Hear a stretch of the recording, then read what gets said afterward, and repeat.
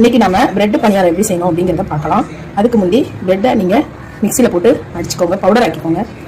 இப்போ பிரெட்டை நம்ம அரைச்சிட்டு வந்துட்டோம். இதை பாத்திரத்தில் சேர்த்துடலாம். இப்போ பிரெட்டு நம்ம அரைச்சிட்டு வந்துட்டோம். இப்போ அடுத்து என்ன அரைக்கணுங்கிறத பார்க்கலாம்.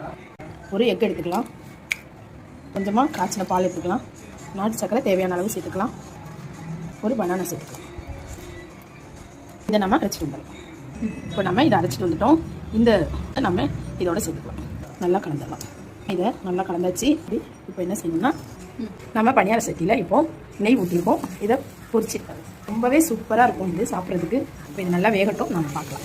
இப்போ இதை நீங்கள் சின்ன சின்னதாகவும் போட்டுக்கலாம், பெருசாகவும் போட்டுக்கலாம். இப்போது திருப்பிடும். இப்போது எல்லாத்தையும் திருப்பியாச்சு. இது சிம்மில் வச்சுருங்க, இதுவும் நல்லா வேகட்டும். கொஞ்சமாக நெய் போட்டுக்கோங்க. இப்போ நல்லா வெந்துருச்சு. விட்டுலாம். சூப்பரான பிரெட் பணியாரம் ரெடி. இதே மெத்தடில் செஞ்சு பாருங்கள், ரொம்ப சுவையாக இருக்கும்.